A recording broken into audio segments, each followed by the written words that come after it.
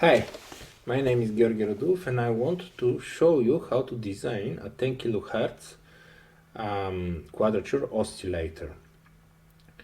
The idea of building this oscillator is shown here. Basically, you need two stages of each 90 degrees, and then if one of these two stages is also an inverting stage, you have additional 180 degrees.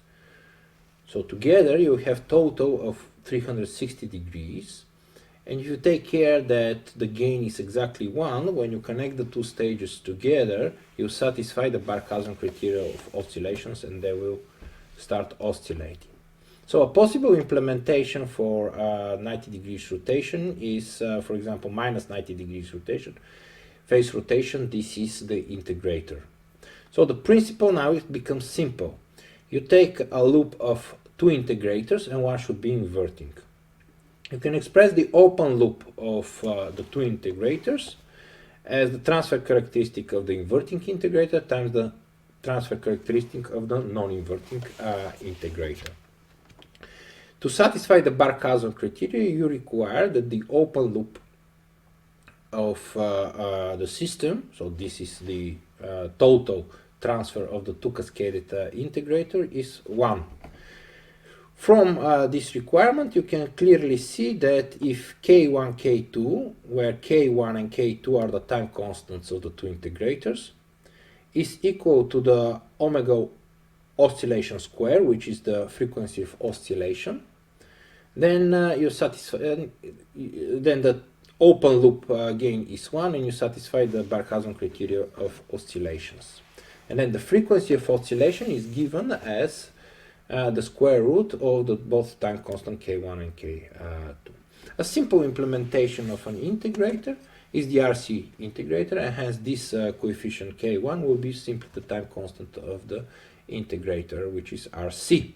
So now if you see one of the integrators outputting a sinusoidal signal of the form A cosinus omega 0t, then if you integrate this signal with the non-inverting second integrator, then you'll get the sinus version, and both signals V out 1 and V out 2, the outputs of the two integrators, will be phase delay 90 degrees between each other. Now this has a lot of applications, so it's something useful to have. Hence the simplest solution is if we choose the time constants K1 and K2. Actually this is more than time constant, this is the total transfer coefficient K1 and K2 to be equal to the frequency of oscillation. So a simple implementation is shown here. This is the inverting integrator stage, and this is the non-inverting integrator stage. Let's first say some words for the easier, which is the inverting integrator stage. If you have voltage here, because this is the virtual ground, this will define a current through this resistor R1, and this current will integrate on the feedback capacitor CP1. Now the signal will be available here, and it will go into the non-inverting integrator. The non-inverting integrator is in few intuitive words operates like this.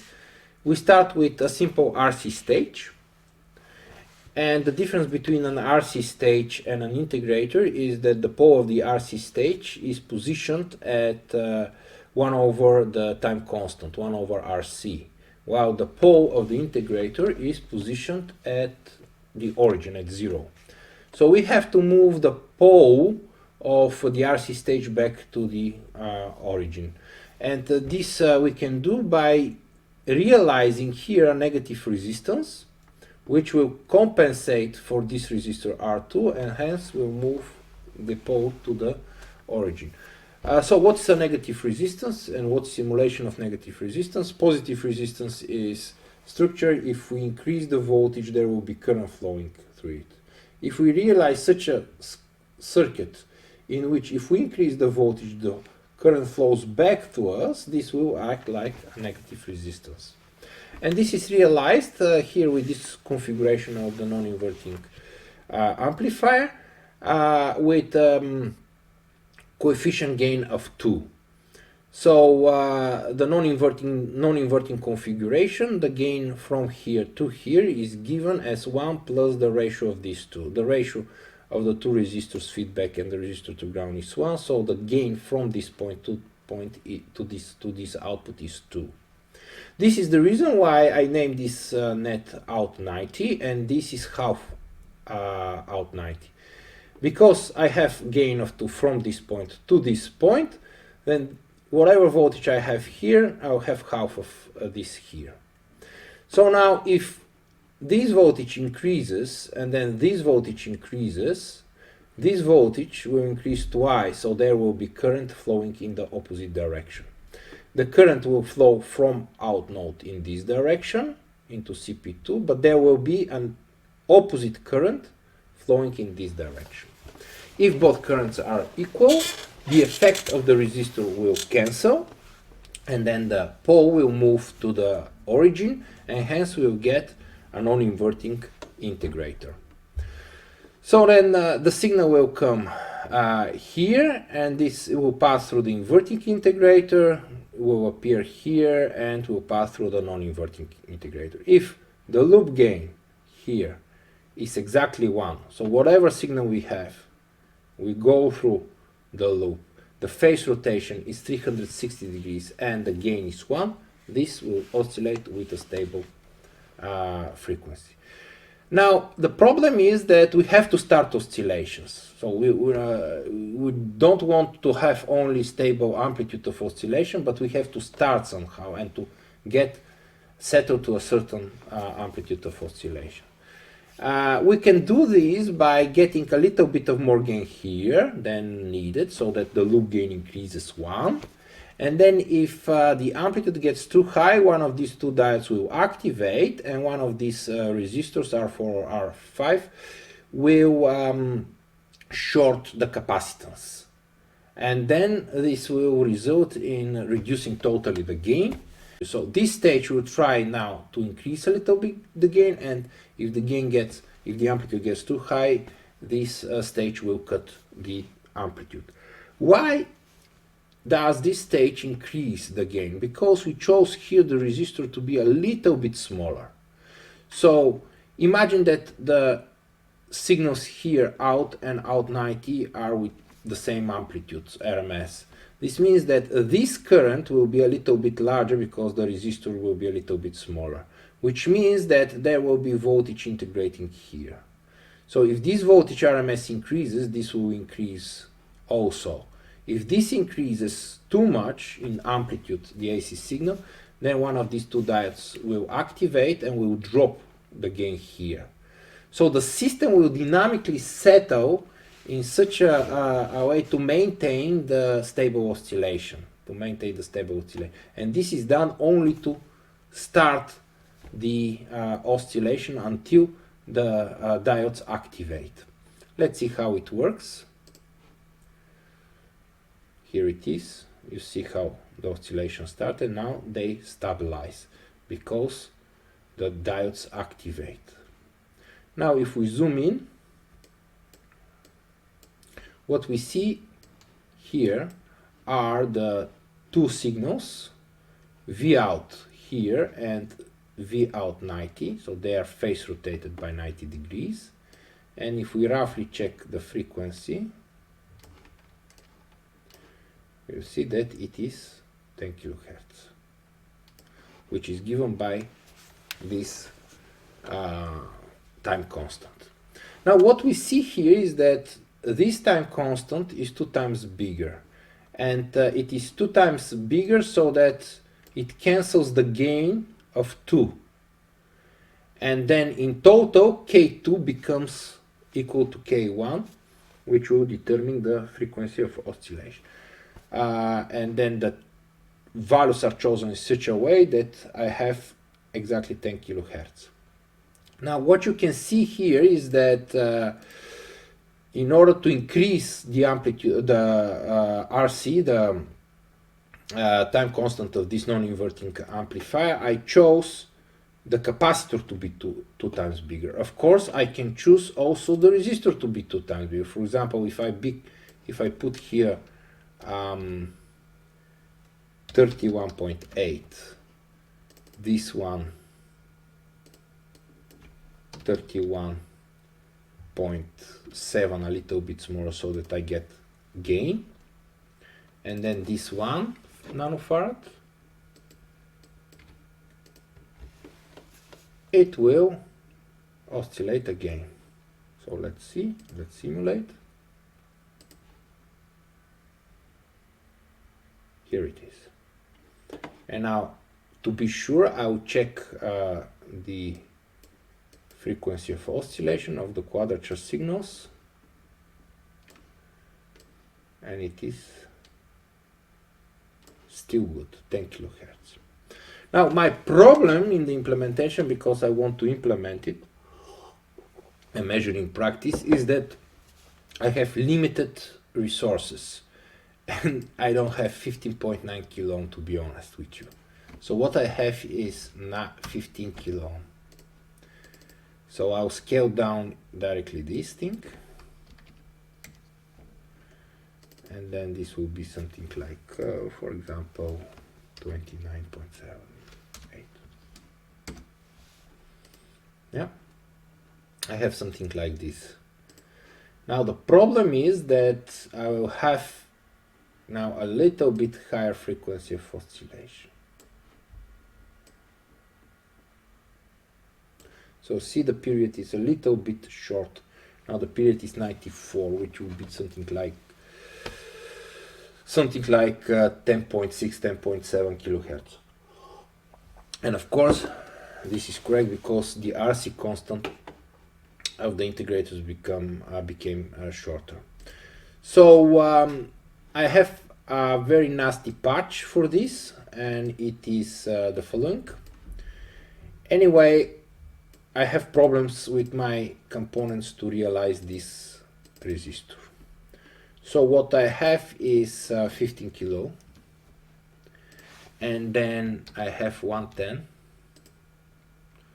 So this will be like this, and then so this is now 25, and I have to go to 30. And then I have, I think, one about, say, 2.5, 2.4 kilo. And then I have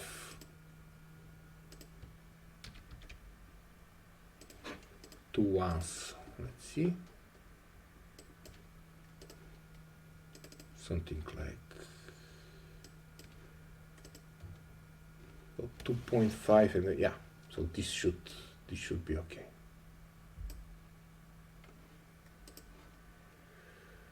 So let's simulate.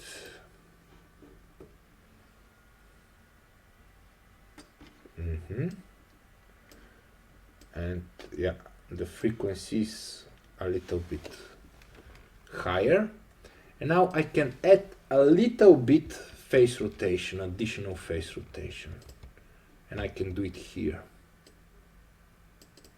to avoid major shift with the same capacitor. So if I simulate now,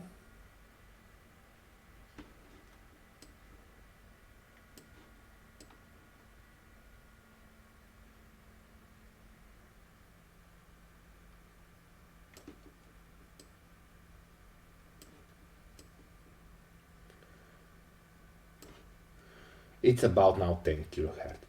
What you see is that the amplitudes are not equal because I'm filtering out here a little bit the signal, but you can tune it better with the values of the components. So here it is. So let's see how this will work in practice. I want to show the implementation and the measurements of the 10 kilohertz quadrature oscillator. I implemented here on this board. This is the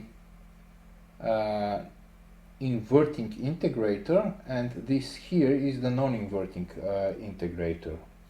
So the schematic is shown on the screen, and I'll be measuring at the outputs of the two integrators. Actually, here out of the output of the inverting integrator, and at node 8. This is just where I connected my signal. So now it's not working. Now I'll connect. So this is resistor R10. It's disconnected. I'll just connect it now, and then there should be some signal appearing. Here it is. Now it gets some oscillations which are not accurate, so it's 23 kilohertz because the second integrator, the non-inverting integrator, does not have the integration capacitance. It's here, and then it uses some parasitic capacitances for integration. This is why it gets this frequency. Now let's fix the frequency by adding the integration capacitance. And this is, yeah, and now the frequency, you can see it's a little bit off, and there is also a drift. So we use this compensation capacitance, which is CP3, and I'll connect it here to shift a little bit to the phase so that I compensate the frequency. And now it's closer to 10 kilohertz, 10.1 kilohertz.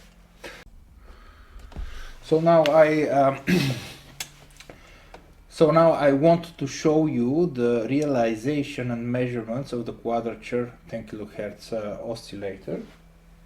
Here I implemented, it's already oscillating. So you can see here the inverting amplifier with all the amplitude control, the diodes, and the clipping circuit. And then it connects to the non-inverting integrator. And here I probe the two outputs of the chips. So you can see here the oscillations. So if I probe the two oscillations, so and if I stop them, I'm a little bit off the 10 kilohertz. And but you can clearly see the quadrature oscillations, how the two signals are offset by 90 degrees. So these are the signals, and then the frequency is very high. So the frequency is determined by the time constants of the integrator, which are determined by these capacitors. Unfortunately, they don't make now very good contact, so the frequency is not very stable. You see that if I touch it, the frequency changes. It's very much determined here by the capacitances. So now it's at about 10.4, and then I have for the negative resistance here I have this CP3, which is my compensation capacitor, to adjust a little bit the phase rotation so that the frequency is closer to 10 kilohertz. You see now that if I connect it here like this, I compensated the frequency, so I added a little bit more phase rotation, and now it's closer to 10 kilohertz, 10.2 kilohertz, but the price that I pay is an attenuation of one of the signals, because I have this low pass circuit. Now you can see now here are the outputs of the two amplifier. Here it's actually at this point, at point number 8, I measure. And I'll go to the frequency domain. So a dynamic signal analyzer. Here it is. Then I have I want maximum span and some averaging, some windowing, and then let's go. And here it is, the spectrum. You can measure the spectrum now. See what I have, call the cursors, position it to the highest point,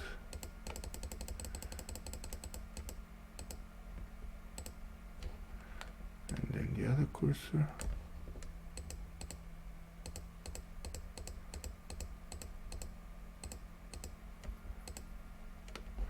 .9 is AG3, which determines the nonlinearity. 50 point. Here it is. Now I can also check the other output, and it's a little bit better. So let's see C1 just to be sure. Well, to the highest point, and then C2 should be to the highest point,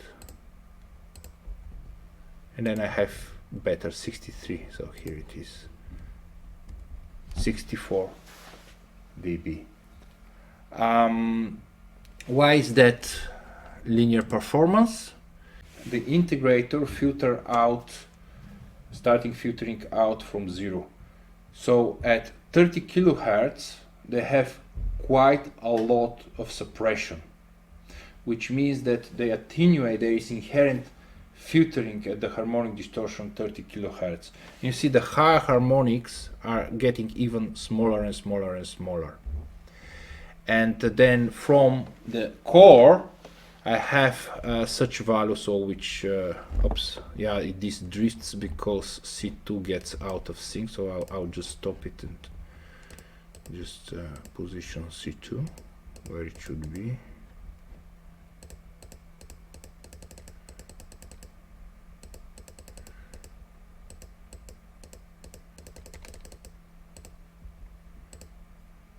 There's C1. It's 63. So the Quadrature oscillator has inherent low-pass filtering, which suppresses the harmonic distortion very much. And there is a difference between the two channels because I added this frequency compensation capacitor to fix the frequency to 10 kHz. It's not exactly 10 kHz. You can see 10.1. But unfortunately, these are the components that I use. If you tune better the time constants here with exact values for the 10 kilohertz, so this should be 15.9, and then this should be 15.9, actually 2 times 50.9, 50.9, then you can be very accurate. Alternatively, you can make this 50.9 and this 50.9 and this 2 nanofarads should work also. So thank you very much for watching. This was the Quadrature oscillator. I just want to show the Quadrature oscillator to the camera, so my implementation. Here it is. So here, this part of the circuit is the inverting amplifier, and this part of the circuit is the non-inverting amplifier, and this is the negative resistor, and here is where I connect the compensation capacitor to fix the frequency. Thank you very much.